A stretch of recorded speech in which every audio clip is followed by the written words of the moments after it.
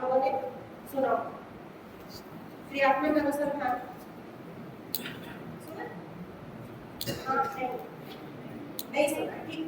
तो रिसर्च के जो टाइप्स होते हैं, तो कुछ रिसर्च जो होते हैं बहुत बड़े लेवल में होते हैं, कुछ थोड़ा छोटा होता है, और इसमें जो सबसे छोटा होता है उसको हम कह सकते हैं एक्शन रिसर्च। और देखेंगे, लेकिन एक्शन रिसर्च मतलब ऐसा होता है कि रिसर्च का ही एक प्रकार है। इसमें आपकी जो समस्या है, आप जहाँ काम करते हैं, आपकी जो समस्या है, आप उसको शीर्षक के रूप में ले सकते हैं, और उस समस्या को हल करने के कौन कौन से रास्ते हो सकते हैं। पहले तो ये समस्या कैसे आई, कारण के संभावित कारण आप खोलेंगे, उसके बाद इस समस्या को हल करने के क्या क्या रास्ते हो सकते हैं, और फिर उसमें से आप उन रास्तों पर जाकर के देखेंगे कि आपको क्या परिणाम। तो उन रास्तों पर जाएंगे तो आप एक कुछ प्लान करेंगे, कुछ एक्शन करेंगे, तो ये एक्शन हो गया। फिर उसका क्या आपने एनालिसिस किया, विश्लेषण किया, तो आपको क्या कहा, तो आपका क्या हो जाएगा निष्कर्ष। जैसे कि आप लोगों ने बताया कि एक समस्या मतलब एक शीर्षक लेते हैं, फिर उसका क्रमबद्ध कार्य करते हैं, और फिर हम एक निष्कर्ष तक पहुंचते हैं। तो सबसे बड़ी बात हम इसका डॉक्यूमेंटेशन करते हैं, है ना। तो हम जो कार्य कर रहे हैं, अगर हम उसको सिस्टमैटिक ढंग से करें, साइंटिफिक ढंग से करें, क्रमबद्ध ढंग से करें, और कुछ नियम है इसके जो इसको और ज़्यादा ऑथेंटिक छोड़ दें, अगर हम उसका पालन करते हैं, डॉक्यूमेंटेशन करते हैं, तो ये हमारा जो रिसर्च तैयार होगा, इसके आधार पर बाकी लोगों को भी लाभ होगा। जैसे मान लीजिए कि कुछ कार्य हो रहा है कहीं पर, उसका परिणाम सही आ रहा है कि नहीं आ रहा है, उस पर रिसर्च करके फिर बताया जाए कि ये अगर प्रोग्राम चला रहे हैं तो इसका इतना प्रतिशत फायदा मिल रहा है और इन कारणों से फायदा नहीं मिल रहा है। तो फिर क्या किया जा सकता है, उस रिसर्च रिपोर्ट के बेस पर जो कमियां हैं उनको सुधारा जा सकता है, ठीक है। तो हमारी जो पॉलिसीज बनती है, गवर्नमेंट पॉलिसी बनती है, उसके लिए कुछ आधार चाहिए होता है।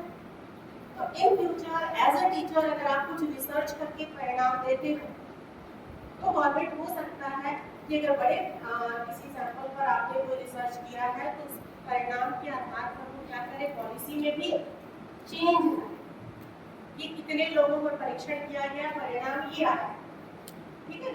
मतलब यहाँ इस चीज की कमी है, आप अगर बड़े एक सैंपल पर टेस्ट करके वो करते हो, शोध का निष्कर्ष देते हो, तो उस पर विचार किया जा सकता है कि शोध का निष्कर्ष ये आया है, इसलिए यहाँ पर इस स्ट्रेटजी की या इस प्लान की या इस इंसेंटिव की जरूरत है। तो आप सोचो शोध कितना जरूरी है। आप कुछ स्टडी कर रहे हो, उसको अगर आपने सिस्टमैटिक वे में किया और उसका डॉक्यूमेंटेशन करके आप पब्लिश करते हो, तो हो सकता है इन फ्यूचर की उस पर और उसका एक्सेप्टेंस हो, और कभी उसमें अगर नाम आए तो किसका नाम आए, आपका, इनके शोध में ये पाया गया। बाकी लोग हो सकता है कि अपना शोध करें तो आपका नाम लिख करके आपने जो भी रिसर्च परिणाम दिया है वो लिखेंगे कि इनके शोध में ये पाया गया, तो आपको साइटेशन मिलेगा, आपका नाम क्या होगा, बाकी लोग आपके कोड को यूज करेंगे। तो बहुत जरूरी है कि हम इसके सही तरीके को जानें और उसके अनुसार कार्य करें। और रिसर्च पेपर जैसे होता है, तो एक रिसर्च का एक सारांश आपने जो कार्य किया उसको आप एक संक्षेप में किस तरह से प्रस्तुत करें, वो आपका क्या होता है, रिसर्च पेपर होता है, जिसमें आप कुछ सीमित पेजेस में अपनी बातों को क्या करते हैं, रखते हैं। तो ये बहुत सारे कहीं से लाइनें हैं, ये रिसर्च क्या है, ये सब अलग अलग लेवल की लाइन है। कुछ मैंने कहीं ट्रेनिंग में पढ़ा था, तब सुना था कहीं से, तो ये इसके अनुसार क्या है, अनुसंधान का क्रमबद्ध प्रक्रिया है जिसके द्वारा हम किसी प्रश्न का उत्तर पूछते हैं। कोई प्रश्न हो सकता है, ठीक है, कि ये क्यों होता है, कैसे होता है, या इसका प्रभाव क्या पड़ता है, जैसा भी प्रश्न है। आप अगर एजुकेशनल फील्ड में है तो उससे संबंधित प्रश्न हो सकता है, तो उसका उत्तर खोज रहे हैं। फिर क्या है, किसी समस्या का व्यवस्थित, तार्किक और वैज्ञानिक, ये शब्द होना जरूरी है। व्यवस्थित होना चाहिए, उसका जो क्रम है उस क्रम से चलना है, और तार्किक तर्क के आधार पर वैज्ञानिक तरीके से अध्ययन करना ताकि नया ज्ञान प्राप्त किया जा सके या पुरानी मान्यताओं की जांच की जा सके। अगर पुराना भी कोई है तो वो सही है या सही नहीं, इसको हम रिसर्च कह सकते हैं। फिर है अनुसंधान की विधियां, जो है वो व्यवस्थित तरीके हैं जिनका उपयोग जो शोध करता है वो आंकड़ों को एकत्र करने, विश्लेषण करने और नई जानकारियों को खोजने के लिए करता है। ठीक है, आप आज हम लोग मेन बात करने वाले हैं किस पर? Research method. तो एक्चुअली में है क्या? तो क्या है कि आप आंकड़े जो इकट्ठा करते हैं, सैंपल पढ़े होंगे इसके बारे में, आप जिन लोगों से आप प्रश्नावली भरवाएंगे या जिन लोगों का ऑब्जर्वेशन करेंगे या जिन लोगों का इंटरव्यू लेंगे या जिनके बीच आप कुछ डिस्कशन करेंगे, वो आपके क्या होते हैं? सैंपल। तो उनसे जो आपको जानकारियां मिलती हैं वही क्या कहलाते हैं? आंकड़े या डेटा। ठीक है, उनसे जो जानकारी मिलती है वो क्या कहलाता है? आंकड़े कहलाता है, या उसी को हम क्या कहते हैं इंग्लिश में? डेटा कहते हैं। जैसे मान लीजिए कि एक सिंपल सा एग्जांपल कि साइंस की क्लास है और एक व्याख्यान विधि से पढ़ाया हमने, और उसका रिजल्ट जो भी था वो टेस्ट लिया और उसको प्री टेस्ट मान लिया, और उसके बाद हमने प्री टेस्ट नहीं करी, पोस्ट ही पढ़ाने के बाद का है, पहले शुरू में लेते हैं वो प्री, कुछ करके लेते हैं वो। तो मान लीजिए कि ए सेक्शन है और बी सेक्शन, ठीक है। पहले हमने बच्चों को प्रीवियस नॉलेज दोनों में चेक किया, ठीक है, और उसके बाद एक क्लास में व्याख्यान विधि से पढ़ाया, लेकिन एक क्लास में हमने एक्टिविटी, और फिर उसके बाद हमने पोस्ट टेस्ट किया, और उसके बाद उसकी हमने तुलना की। तो ये भी एक प्रकार का शोध है। और ये जो बच्चों के नंबर मिले प्री टेस्ट पोस्ट टेस्ट, तो ये क्या कहलाएंगे? आंकड़े। और बच्चे जो है यहाँ पर हमारे क्या हो गए? Sample, language. तो ये टेक्निकल चीजें, मतलब टेक्निकल जो टर्म है इसको हमको क्या करना है, थोड़ा याद करना है। लैंग्वेज या सैंपल समझ में आया, जिनसे आप क्या कर रहे हो? आंकड़े इकट्ठा कर। और जो आपका नंबर है पढ़ाने के पहले का बाद में, वो क्या हो गया? आंकड़े। तो ये भी आंकड़े हो गए। या आप किसी से इंटरव्यू लेते हो तो उसके आंसर जो है वो भी क्या हो जाएंगे? आंकड़े के। ठीक है, तो अनुसंधान विधियां क्या है? वो तरीका जिसका उपयोग आप किस लिए करते हो? आंकड़ों को एकत्रित करने के लिए करते हो। सबका पारी, ठीक है, अनुसंधान विधियां समझ में आ रहा है? तो वो डिपेंड करेगा कि आप किस तरह की जानकारी चाहते हो, कैसी जानकारी चाहते हो, तो उसके अनुसार आपकी जो अनुसंधान विधियां होगी वो क्या होगी? अलग अलग हो सकती है। क्या आप खोजने जा रहे हो, क्या आपका प्रश्न है, क्या आपकी समस्या है, उसके अनुसार आपका क्या होगा? विधि अलग अलग होगा। ये नीचे शोध क्या है, शोध को समझने के लिए भी डेफिनेशंस है, ठीक है। तो शोध ये समझ में आ रहा है कि कोई समस्या होगी, कोई प्रश्न होगा जिसका उत्तर आप व्यवस्थित ढंग से, वैज्ञानिक ढंग से, क्रमबद्ध ढंग से खोजें, ठीक है। अब जो रिसर्च है उसमें ये कुछ चीजें जरूरी है कि कोई ना कोई समस्या तो रहेगी, कुछ तो खोजने निकलोगे ना। सबसे पहली जरूरी क्या चीज है कि कुछ तो आपके पास समस्या होनी चाहिए जिसका समाधान आपको चाहिए। ये कोई शीर्षक होना चाहिए जिसके अंतर्गत आप क्या करोगे? अपना काम करोगे। सबसे पहले क्या होना जरूरी है? कोई प्रॉब्लम, और उसमें कोई एक्टिविटी होनी चाहिए। आप कुछ तो करोगे ना रिसर्च में, तो आप क्या करोगे? ये एक्टिविटी इसमें इन्वॉल्व होगी, और ये क्या होना चाहिए? सिस्टमैटिक होना चाहिए, क्रमबद्ध, साइंटिफिक होना चाहिए। अपने मन से कुछ भी नहीं लिख देना, जो डेटा आ रहा है उसी के बेस पर हमको लिखना है। एकदम यहाँ पर बायस्ड नहीं है, मतलब पूर्वाग्रह से या हम सोचते हैं, हमको लगता है, इन सब चीजों की कोई जगह नहीं। जो सामने आ रहा है वही आपको रखना है। प्रोसेस है रिसर्च, आप समस्या चुनेंगे, फिर आप रिव्यू और कंक्लूजन करेंगे, है ना? साहित्यिक अध्ययन, कोई समस्या चुनना है, उसके बाद उस पर किस तरह बाकी लोगों ने रिसर्च किया है, इसके बारे में थोड़ा बहुत क्लास में ही आपकी शायद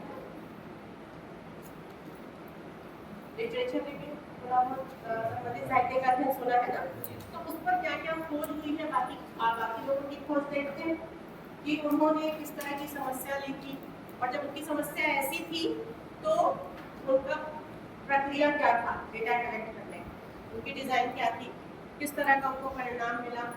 तो उनका जो शोध है वो सब देख करके आप अपने क्षेत्र में या उसमें क्या गैप रह गया है वो खोलने की कोशिश करें।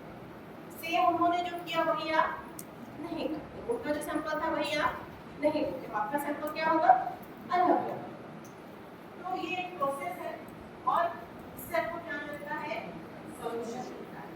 डेफिनेशन हम लोग पहले देख चुके हैं, प्रोसेस है, एक्टिविटी है, और ये जो रेड से हाईलाइट है तो ये चीजें जरूरी है रिसर्च में, प्रोसेस है, एक्टिविटीज होनी चाहिए, सिस्टमैटिक होना चाहिए, साइंटिफिक होना चाहिए, और आपको प्रॉब्लम का क्या मिलना चाहिए, सॉल्यूशन मिलना चाहिए। अब अगर आप लोगों के अनुसार देखें, आपके स्टूडेंट हैं तो आपका शोध में क्या योगदान हो सकता है, क्यों आपके लिए शोध जरूरी है। तो आप स्कूल में क्या करने वाले हो, बाद में बच्चों को पढ़ाने वाले। तो इससे क्या होगा, अगर आप रिसर्च करते हो कि ये विधि से बच्चे ज्यादा सीख रहे हैं या उस विधि से सीख रहे हैं, तो आप टॉपिक वाइज शायद ज्यादा सही विधियों का सिलेक्शन कर पाएंगे, अपनी शिक्षण विधियों में सुधार कर पाएंगे, विद्यार्थियों की समस्याओं को आप ज्यादा समझ पाएंगे। इसके अलावा एनईपी 2020 ने बहुत ज़्यादा जोर दिया है कि हम अपने मतलब भारत में कहीं रिसर्च का उपयोग बहुत कम करते हैं। तो रिसर्च का उपयोग मतलब हमको रिसर्च वाला माइंडसेट बनाने की ज़रूरत है, ताकि हम कुछ भी ऐसी ना करें, हम कुछ भी कहने से पहले हमारे पास क्या हो, आंकड़े हो, डेटा हो, उसका एनालिसिस करें, तब हम कोई बात कहें। हमको लगता है, हमने सुना है, हमने सोचा है, इस आधार पर हम कोई बात ना कहें, बल्कि फैक्ट हमारे सामने रहे, हम कुछ विश्लेषण करें, तब हम क्या करें, किसी बात को कह पाए। तो ये मुख्य रूप से है कि एविडेंस बेस्ड एजुकेशन, आप जो एजुकेशन दे रहे हैं वो हवा में नहीं देंगे बच्चों को, बल्कि आप कुछ साक्ष्य के साथ देंगे। तो ये रिसर्च करने का किस तरह जोड़ रहा है। और एक रिफ्लेक्टिव प्रैक्टिशनर, ये रिफ्लेक्टिव प्रैक्टिशनर क्या होता है, आपने जो कुछ भी किया उसको आप क्या कर रहे हैं, एनालिसिस कर रहे हैं, सोच रहे हैं क्या सही क्या गलत। तो कहा जाता है ना, शाम को सोने से मतलब बैठिए, सोने से पहले आप दिन भर का सोचिए आपने क्या किया। तो वो एक रिफ्लेक्टिव प्रैक्टिशनर की निशानी है कि दिन भर में हमने जो किया अगर उसको हम एक बार एनालाइज कर रहे हैं तो कहीं ना कहीं क्या सही किया क्या गलत किया, इस बारे में हम एक सही निर्णय ले पाएंगे, और कल की हमारी जो स्ट्रेटेजी है, कल के दिन के लिए हम जो सोचेंगे वो ज़्यादा बेहतर सोच पाएंगे। अब अगर हम शोध विधियों की बात करें तो उसमें दो तरह से शोध होता है, एक तो संख्यात्मक, इसको हम इंग्लिश में क्वांटिटेटिव कहते हैं, और अगला है वर्णनात्मक, इसको क्वालिटेटिव के अंदर किया जाता है। तो संख्यात्मक में हमको क्या चाहिए, यहाँ पर संख्या कि प्री टेस्ट में कितने बच्चों का 80% से ज्यादा नंबर या पोस्ट टेस्ट। तो जहाँ पर हम संख्या की बात कर रहे हैं, आंकड़ों की बात कर रहे हैं कि हमने प्रश्न पूछा, 50 बच्चे थे, 23 ने सही उत्तर दिया, तो इस तरह की जब बात आ रही है तो वो कहीं ना कहीं कौन सा मेथड जाएगा, संख्या पर आधारित वाला मेथड जाएगा। और इसमें हम आंकड़ात्मक विधि, सर्वेक्षण विधि, प्रयोगात्मक विधि, इसको आगे और देखेंगे, तो इस तरह की विधि लेते हैं। और अगला है वर्णनात्मक डिस्क्रिप्टिव, हम कह सकते हैं इसको डिस्क्रिप्टिव दृष्टिकोण, डिस्क्राइब करने वाला। तो इसके अंतर्गत मानवीय व्यवहार, संस्कृति, ऐतिहासिक संदर्भ को समझने के लिए शब्दों और अनुभवों पर आधारित। अब वो किसी व्यक्ति के व्यवहार पर आप अध्ययन कर रहे हैं, तो उसका व्यवहार इतना प्रतिशत ऐसा है, इतना प्रतिशत ऐसा है, ऐसा हम नहीं लिख सकते। तो वहाँ पर ये प्रतिशत या अंकीय गणना इस तरह से चीजें नहीं चलती हैं। वहाँ पर आप एक तरह से व्याख्या या वर्णन करने पर जा सकते हैं। ऐतिहासिक संदर्भ, इतिहास में जो हो चुका है उसको आप समझ के एक नया कुछ बना रहे हो, तो वो भी वहाँ पर भी डेटा ले रहेगा। तो इसके अंतर्गत ये गुणात्मक विधि जो है ये है क्वालिटेटिव, और केस स्टडी ऐतिहासिक विधि, हिस्टोरिकल विधि, तो ये दो भागों में बांटा गया है। आगे तो अगर हम क्वांटिटेटिव पर जाते हैं तो सांख्यिकी विधि है, संख्यात्मक डेटा का उपयोग पर केंद्रित है। डेटा मतलब वही आंकड़े, इसमें डेटा का विश्लेषण चार्ट और ग्राफ के माध्यम से किया जाता है। जैसे मान लीजिए आपने बच्चों का टेस्ट लिया शुरू में, प्री टेस्ट आपने नहीं पढ़ाया है तो डेफिनेटली उसमें जानकारी होगी क्या होगी, बहुत कम होगी या नहीं होगी। इसके बाद जैसे दो क्लास मैंने कहा ए और बी का सेक्शन, ए में आपने उसका लेक्चर मेथड से पढ़ाया और बी में आपने प्रैक्टिकल मेथड या कुछ रोल प्ले कराया, फिर आप पोस्ट टेस्ट ले रहे हैं तो दोनों का परिणाम क्या हो सकता है, अलग हो सकता है। इसके पहले और भी चीज़ें देखनी पड़ेगी। ऐसा तो नहीं कि एक क्लास में सारे स्टूडेंट जो है बहुत ब्रिलियंट है, बी में उतने नहीं, थोड़ा सा एक दोनों एक जैसी क्लास कि जैसे कि हम नंबर बेस पे करते हैं कि कुछ लोग परसेंटेज ज़्यादा कुछ लोग कम, तो ऐसा दोनों क्लास क्या होनी चाहिए, लगभग इक्वल होनी चाहिए। उनके लिए हम करते हैं तो वो वहाँ पर फिर पहले इस बच्चे का इतना था फिर इतना, हम अपने ग्राफ दे सकते हैं। तो ये संख्यात्मक के अंतर्गत आ गया। जैसे एग्जांपल है कि एक शोधकर्ता यह पता लगाने के लिए 500 विद्यार्थियों का डेटा का विश्लेषण करता है कि क्या अध्ययन के घंटों में वृद्धि से परीक्षण के अंकों में सुधार होता है। तो जैसे कि सेल्फ स्टडी स्टूडेंट कर रहा है, पहले कितना करता था अभी कितना कर रहा है, तो अगर उसने अपने पढ़ने का समय बढ़ाया तो क्या उसका रिजल्ट में भी अंतर आए। तो इस तरह का जो डेटा पर है, या जैसे अभी हम लोगों ने मैंने एग्जांपल दिया साइंस की क्लास है या मैथ्स की क्लास है, जो भी क्लास है, आप मेथड तो अलग अलग वहाँ पर अप्लाई करें। एक में लेक्चर मेथड में जनरली हम लोग ये मानते हैं ना कि स्टूडेंट जो रहता है वो पैसिव रहता है, टीचर बस बोलता है, स्टूडेंट क्या रहता है वहाँ पर, ध्यान से रहता है। और बाकी विधियाँ हैं जो जैसे एक्सपीरियंसल लर्निंग वाली जो विधियाँ हैं वहाँ पर क्या होता है, स्टूडेंट एक्टिव है। तो जब वो एक्टिव ज़्यादा रहेगा तो ज़्यादा सीखेगा। तो यहाँ पर हम जो तुलना कर रहे हैं तो हम एक बार सोच सकते हैं कि इस तरफ जो एक्टिविटी बेस्ड है उसका नंबर ज़्यादा आ सकते हैं, लेकिन हम पहले से बोलेंगे क्या, नहीं, हम कौन बोलेगा, हमारा केवल डेटा हमने पढ़ाया, एक तो एक्टिविटी बेस्ड और एक तो सिंपल रखा हमने, और उसके बाद हमारा जो डेटा आया हो सकता है कि वहाँ पर पढ़ाने का तरीका एक्टिविटी में हमारा सही नहीं होगा, नंबर क्या हो सकता है, कम भी हो सकते हैं। तो हमको पहले से नहीं बोलना, ये सारी चीजें कैसे आएंगी, डेटा के। फिर है ये गुणात्मक क्वालिटेटिव, यहाँ जैसे हम लोगों ने बात की, ये मानवीय अनुभवों, भावनाओं, विश्वासों की गहराई से समझ पर आधारित है और इसमें शब्दों का महत्व आंकड़ों से अधिक होता है। तो यहाँ पर किसी प्रश्न का ओपन एंडेड आंसर मान लीजिए मैंने आप सबको दिया, फिर उसका एनालिसिस किया कि अधिकांश लोग किस तरह से इस चीज़ को सोचते हैं, तो यहाँ पर मैं प्रतिशत में चीज़ें नहीं दे सकती, है ना, क्योंकि आपकी सोच जो है सबकी, उसको नंबर उस तरह से नहीं दिया जा सकता।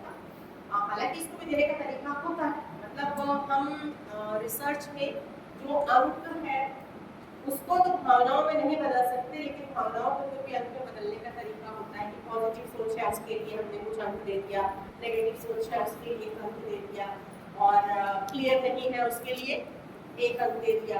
तो ऐसा किया जा सकता है, मतलब क्वालिटेटिव को क्वांटिटेटिव में हम बदल सकते हैं, लेकिन क्वांटिटेटिव को क्वालिटेटिव में नहीं। ठीक है, पॉजिटिव सोच वाले को 1 नंबर दे दिए, और जो मान लीजिए कि तटस्थ है उसको हम 2 नंबर दे दिए, और जो नेगेटिव सोच है उसको ऐसा दे सकते हैं, इतने प्रतिशत 3 वाले हैं, इतने 2 वाले हैं, इतने 1 वाले हैं। तो यहाँ पर हमने क्या किया, क्वालिटेटिव को क्वांटिटेटिव में कन्वर्ट किया। कई बार ऐसा करते हैं ताकि परिणाम जो है उसको समझना आसान हो सके। ठीक है, जैसे यहाँ पर क्या किया है, यह समझना कि किसी विशेष ब्रांड के प्रति ग्राहकों का लगाव क्यों है, इसके लिए उनसे व्यक्तिगत साक्षात्कार करें। होता है कई बार दुकान में जाते हैं और कहते हैं हमको यही वाला चाहिए। हो सकता है आप लोग जितने लोग भी कॉफी या चाय पीते होंगे तो उसमें आप एक किसी खास ब्रांड को ज़्यादा प्रेफर करते हैं। फिर हो सकता है कि मेरा मन करे कि मैं जानूं तो मैं आपसे क्या करूंगी, इसमें कोई नंबरिंग करवा सकती हूँ क्या? नहीं। मैं हर किसी से क्या करूंगी, पूछूंगी कि ये आपका पसंदीदा ब्रांड क्यों? इसमें सबका आंसर क्या हो सकता है? अलग अलग आ सकता है। तो ये इस तरह की चीजें जो रहेंगी वो क्या रहेंगी? क्वालिटेटिव। अगली विधि क्या है? नेक्स्ट।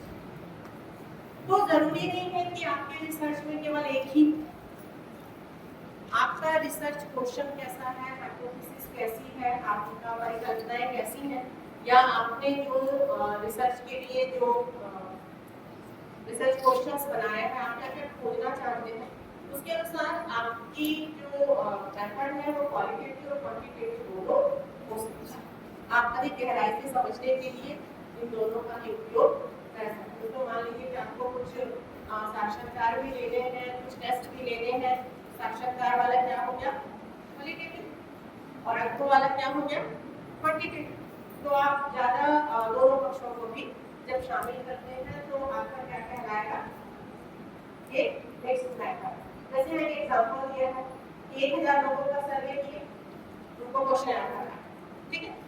जो भी हमने प्रश्न बनाया वो मल्टीपल चॉइस हो सकता है, या फिर हम इसको लिंग्विस्टिक स्केल कहते हैं कि कथन दे दिए और उनको हम बोलते हैं कि आप इससे सहमत हो या असहमत हो, या 5 पॉइंट पे ले सकते हैं। बिल्कुल असहमत, थोड़ा असहमत, तटस्थ, सहमत और पूर्णतः सहमत।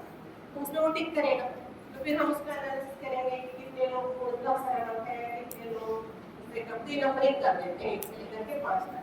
तो इसको 5 पॉइंट रेटिंग स्केल कहते हैं, ठीक है? इसी को टीम में भी कर सकते हैं, 2 में भी हाँ नहीं है, 2 में भी कर सकते हैं। तो ये क्या कहते हैं, इस तरह से आप जब डेटा कलेक्ट करते हैं तो आपका क्या हो गया? क्वांटिटेटिव। क्या हो गया? अंकों में आप उसको, कितने लोगों ने हाँ कहा उसको आप 0 देंगे, कितने लोगों ने हाँ कहा उसको 1 देंगे। तो एक तरह से अंक में आ गया।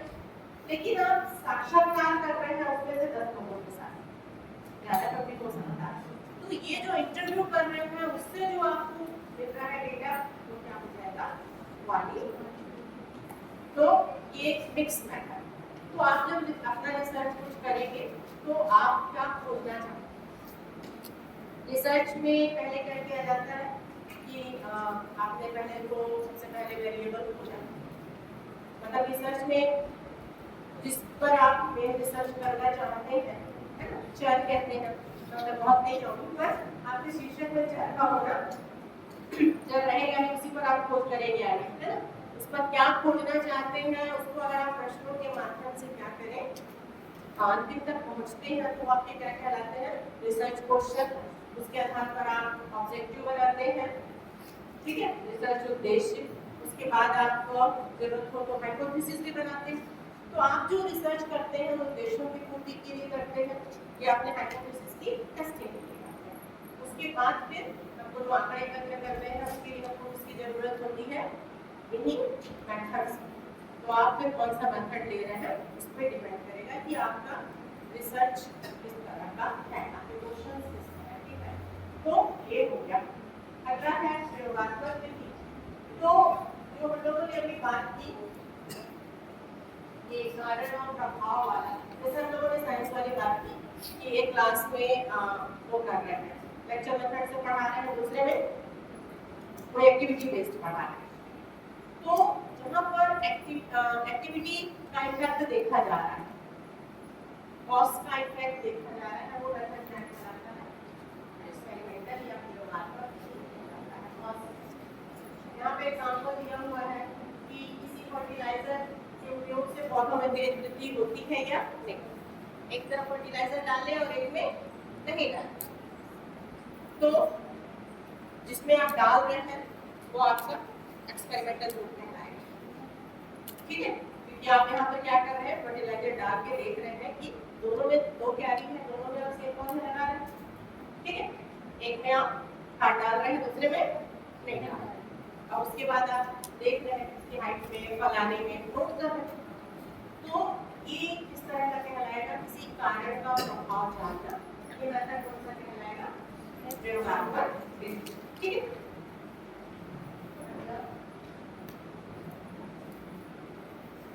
Survey method, survey method generally बड़े सैंपल पर किया जाता है, जब ज़्यादा लोग तो वहाँ पर प्राय 1-to-1 बात करना। एक्सपेरिमेंट में क्या करना है, अगर मान लीजिए कि मैं किसी मेथड, जैसे मेरी पीएचडी थी वो लाइफ स्किल पर, ठीक है, तो मैंने क्या किया था कि 2 स्कूल लिया था और एक स्कूल में उनका जो 8th का रिजल्ट था वो नोट कर लिया था और उसके बाद साल भर बाद उनके 9th का रिजल्ट जो था उन्हीं बच्चों का मैंने वो डेटा ले लिया। लेकिन दूसरे स्कूल में मैंने क्या किया था, उन बच्चों की टीचरों से और उनसे बातचीत करके सैटरडे की क्लास मैंने ले ली थी और उसमें क्या था कि उनको लाइफ स्किल के बारे में उनसे बात करते हैं, एक्टिविटीज कराते हैं और फिर बाद में जब उसका रिजल्ट थे और फिर लाइफ स्किल का भी शुरू में प्री टेस्ट लिया था और बाद में पोस्ट टेस्ट लिया। इसके बाद उनके जो परीक्षा के नंबर थे उसको भी हाफ ईयरली में भी और एनुअल में भी उनमें क्या चेंज आ रहा है इसको देखा। तो मेरा जो डेटा मिला उसमें मैंने ये देखा कि जहाँ पर ये लाइफ स्किल के सेशंस नहीं हुए थे वहाँ पर उनका जो रिजल्ट था वो बहुत कम अंतर था, जिसको हम रिसर्च की भाषा में कहते हैं सार्थक अंतर नहीं, मतलब अंतर तो थोड़ा कैलकुलेशन से निकालते हैं कि सार्थक अंतर है या नहीं, तो अंतर लगभग नहीं के बराबर था। लेकिन जहाँ क्लासेस लिए तो वहाँ पर क्या था, बहुत ज़्यादा अंतर देखने को मिला।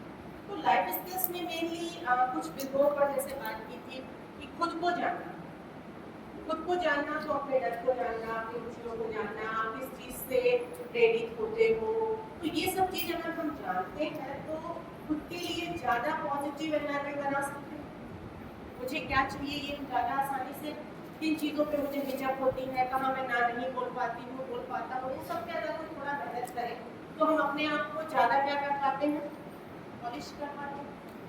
इसी तरह से क्रिटिकल थिंकिंग क्या है, क्रिएटिव थिंकिंग क्या है, डिसीजन मेकिंग क्या है, स्ट्रेस मैनेजमेंट क्या है, तो इन सब पर लगातार उन बच्चों से क्या हो रहा था, बात हो रहा था। तो उसके अंतर्गत पढ़ाई की विधियों को भी किस तरह से आप अपने पढ़ने के पैटर्न को पहचानिए, आप अपने लिए समय निकालिए, आपका टाइम मैनेजमेंट किस तरह का हो, तो ये सारी बातें बच्चों के साथ लगातार तो इस तरह उनके एक मेंटल पीस को फर्क पड़ेगा और उनके रिजल्ट पर क्या फर्क पड़ा ये देखने के लिए किया। तो ये क्या था, एक्सपेरिमेंटल। ये मेथड, इस मेथड में बहुत बड़ा सैंपल नहीं ले सकते क्योंकि उनको क्या करना था, उनकी क्लास मुझे हर सैटरडे को लेनी थी, 4 महीने तक उनकी क्लास मैंने और मेरी टीम ने ली। तो यहाँ पर सैंपल हम बड़ा नहीं कर सकते थे, लेकिन सर्वे मेथड में तो मुझे क्या करना है कि मैंने कुछ क्वेश्चन बना लिया और मैं आप लोगों का भी उस पर जानना चाहती हूँ। तो अगर मान लीजिए मैं 4 महीने में 4 दिन 16-17 जितने भी शनिवार आए तो कितनी क्लासेस ली थी, तो उतने स्कूल भी मैं जाना चाहूँ तो उतना डेटा कलेक्ट हो जाएगा। बात समझ में आ रही? अगर मैंने 4 महीने का समय एक्सपेरिमेंटल मेथड में लगाया था और अगर मैं सर्वे मेथड लूँ तो मैंने एक स्कूल चुना था एक्सपेरिमेंटल के लिए। अब अगर सर्वे लूँ तो मैं हर दिन एक स्कूल जा सकती हूँ, वहाँ के बच्चों से क्वेश्चन भरवा सकती हूँ। तो सर्वे में क्या हो सकता है, बहुत ज़्यादा लोगों का मत लिया जा सकता है। क्वेश्चन बना लिए और उस पर सामने वाला क्या सोचता है ये हम आंकड़े एकत्र कर सकते हैं और उसका एनालिसिस कर सकते हैं और उस आधार पर रिपोर्ट बना सकते हैं। इन दोनों में अंतर समझ में आ रहा है, एक्सपेरिमेंटल और सर्वे में? एक्सपेरिमेंटल में कुछ आपको एक्सपेरिमेंट करना है, सर्वे में नहीं करना है। आपको एक क्वेश्चन बनाना है या टूल बनाना है जिससे कि आप डेटा एकत्र करें। अगर हमको बड़ा रखना है तो हम सर्वे मेथड ले सकते हैं और हमको कुछ वर्क का इफेक्ट देखना है तो एक्सपेरिमेंटल मेथड ले सकते हैं। फिर एक ये और मेथड होता है केस स्टडी। केस स्टडी जो होता है एक विशिष्ट इकाई, व्यक्ति, कंपनी या घटना का सूक्ष्म और गहन अध्ययन करना। आपके बीएड कॉलेज में पिछले साल सबसे ज़्यादा अंक किसके थे, जिसके थे, अगर मैं उसके अंक ज़्यादा क्यों आए इस बारे में उससे बातचीत करूँ, उसके पेरेंट्स से बात करूँ, उसके टीचर से बात करूँ, उसके पढ़ने का तरीका, उसका टाइम मैनेजमेंट, उसका बिहेवियर और ये सब पर एक रिपोर्ट बनाऊँ। क्या कहलाएगा? क्लियर? या मैं सरस्वती कॉलेज के ही काम करने पर, उनके तरीकों पर, उनकी आइडियोलॉजी पर, उनकी सोच पर, उनके जो भी क्या कहते हैं सिद्धांत है, उनका जो भी काम करने का तरीका है, वो किस तरह पेरेंट्स को डील करते हैं, बच्चों को डील करते हैं, इस पर भी काम करते हैं। तो एक कॉलेज है तो भी वो क्या होगा? तो ये भी एक तरीका होता है। या मान लीजिए कि कोई बच्चा है जो कि बहुत लो परफॉर्म कर पा रहा है, ये केस स्टडी के लिए जरूरी रहता है थोड़ा यूनिक कैरेक्टर, या तो बहुत अच्छा, या फिर हो सकता है कि पूरा कोशिश करने के बाद भी किसी के अंक अच्छे नहीं आ रहे, तो फिर हम उसके ऊपर स्टडी करें तो वो क्या हो जाएगा? केसेस। तो फिर हम जानने की कोशिश करेंगे कि फैमिली बैकग्राउंड उसका क्या है, उसके साथ जो प्रॉब्लम है फैमिली में किसी के साथ है क्या उसके समझने की विधियों में परेशानी है, या कुछ हेरिडिटरी प्रॉब्लम है, किसी एक पर बहुत गहनता से जब हम कार्य कर रहे हैं तो क्या हो जाएगा? केसेस। ठीक है, तो ये एक मेथड हो गया। जैसे यहाँ पे एग्जांपल दिया हुआ है कि अपन की सफलता के पीछे की रणनीतियों का विश्लेषण करना ताकि अन्य कंपनियां उससे सीख सकें। जैसे मैंने कहा आपके यहाँ जो स्टूडेंट बहुत अच्छा परफॉर्म कर रहा है, तो उसके सोचने, व्यवहार के, तैयारी के सारे तरीकों को अगर हम डॉक्यूमेंटेशन करें तो उससे बाकी लोगों को फायदा मिलेगा, और किसी का अगर बहुत कम परफॉर्मेंस है उसका भी करें तो कहीं ना कहीं सबको ये समझने में मदद मिलेगी कि क्या क्या कारण होते हैं लो परफॉर्मेंस के, तो उनको हम कैसे क्या कर सकते हैं कि कर सकते हैं। तो ये और केस स्टडी के लिए जरूरी है कि एक इकाई, एक व्यक्ति हो, एक समूह हो, एक संस्था हो, उसमें हम कार्य करते हैं, स्टोरी करते हैं।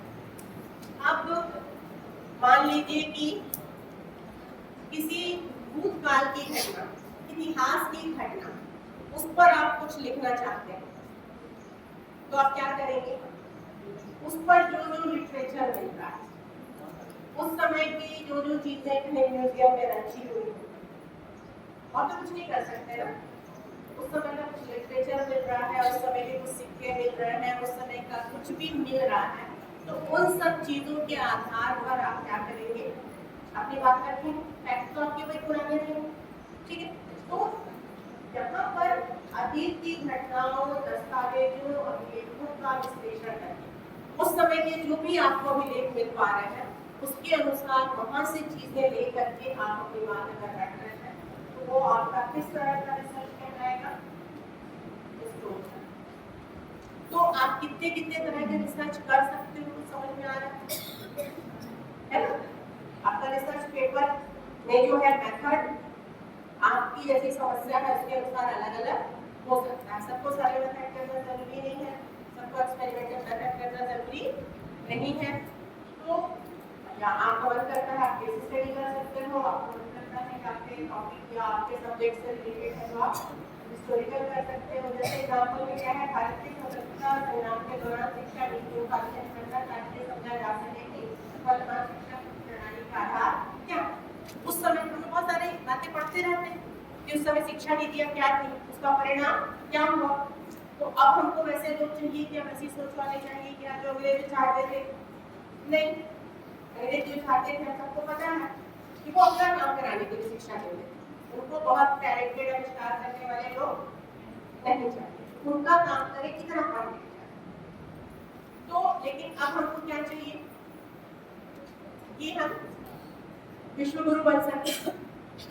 हम वसुधैव कुटुंबकम की बात करते हैं कि ग्लोबली वैश्विक रूप से हम कार्य कर सके और विश्व में जो हो रहा है उसको हम समझ सकें। तो ये करने के लिए फिर हमारी एजुकेशन पॉलिसी में क्या चेंज होना चाहिए।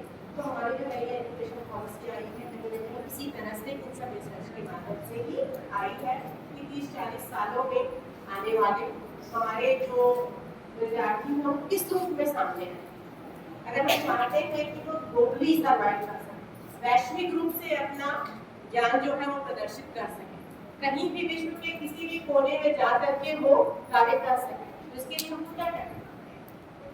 सबसे पहले तो हमको अपना कंटेंट चेंज करना होगा, पढ़ाने का तरीका चेंज करना होगा, सोचने का तरीका चेंज करना होगा। इस तरह की बातें आनी है। कहीं ना कहीं अगर ऐतिहासिक कुछ करना है तो पुराने वाले को देखते हुए नया क्या चाहिए उसके अनुसार रिसर्च किया है। अब यहाँ पर थोड़ा सा कि मात्रात्मक है तो उसमें संख्या और पैटर्न खोजा जाता है, इसको चार्ट और सांख्यिकी से दर्शाया जाता है। और अगर वर्णनात्मक है तो अनुभव वगैरह की बात की जाती है। यहाँ पर हम क्या कर सकते हैं, इंटरव्यू लेकर के सामने वाले का अनुभव जान सकते हैं। फिर अगर प्रयोगात्मक है तो नियंत्रित डेटा, जैसे मैंने कहा था कि बहुत ज़्यादा बड़ा सैंपल नहीं ले सकते क्योंकि हमको एक्सपेरिमेंट करना है। और कारण क्या है, प्रभाव क्या पड़ रहा है ये जानने के लिए किया जाता है। सर्वेक्षण है, ये बड़े पैमाने पर इसमें डेटा लेते हैं, है ना। और इसमें अधिकांश लोगों ने ये कहा, ऐसा किया जाता है। मैक्सिमम लोग इस पर कितने लोगों का ये मत है तो ओवरऑल ये निकल के आया, ऐसा मतलब आता है। और इसमें हम जनरली क्या यूज करते हैं, प्रश्नावली का उपयोग करते हैं क्वेश्चन। आपको जितने मेथड के वो लगभग उस पर बातें हो चुकी हैं, उसी को थोड़ा अलग ढंग से इस तरह से देख सकते हैं। बाकी स्लाइड उसी पर है। पर्पस आपका क्या, एक डिस्क्रिप्टिव अगर है आपका शोध का प्रकार वर्णनात्मक है तो वो आप किसी चीज को डिस्क्राइब करेंगे कि क्या है जो एग्जिस्ट करना है उसके लिए। जैसे survey of teachers ICT use. अब टीचर जो है आईसीटी का यूज किस तरह से कर रहे हैं इस पर आपको कुछ बात करनी है तो आप ये मेथड ले सकते हैं। वैसे effect of teaching method on schools, जैसे हम लोगों ने भी बात की थी साइंस में अगर एक्टिविटी मेथड का यूज तो इस तरह का काम कर रहा है कि यहाँ पर टेस्ट कॉस्ट बैठेगा और वो क्या होगा, एक्सपेरिमेंटल मेथड होगा। आपका काम किस तरह का है उसके अनुसार। इधर अगर एग्जांपल में आप देखिए relation between study hours and grades. अब बच्चा कितनी देर पढ़ता है, मतलब पढ़ता है मतलब किताबों के लिए पढ़ता है, एक्टिव स्टडी करता है तो उसके ग्रेड पर क्या फर्क पड़ेगा, अगर ये जानना है रिलेशन दोनों पढ़ाई के घंटे और उसके ग्रेड्स। तो रिलेशन अगर करना है तो ये कोरिलेशन हो जाएगा रिसर्च। हिस्टोरिकल में तो हिस्ट्री की चीज़ों पर ज़्यादातर आप बात करते हैं, स्टडी पास्ट इवेंट्स और इसके आधार पर इवैल्यूएशन ऑफ एजुकेशन पॉलिसी। हमारी अभी की जो एजुकेशन पॉलिसी है वो यहाँ तक कैसे पहुँची, तो पीछे वाले को आप अगर इसका स्टडी करते हुए आएंगे तो आपको उसका आंसर मिलेगा। फिर इंप्रूविंग रीडिंग इन क्लास 5।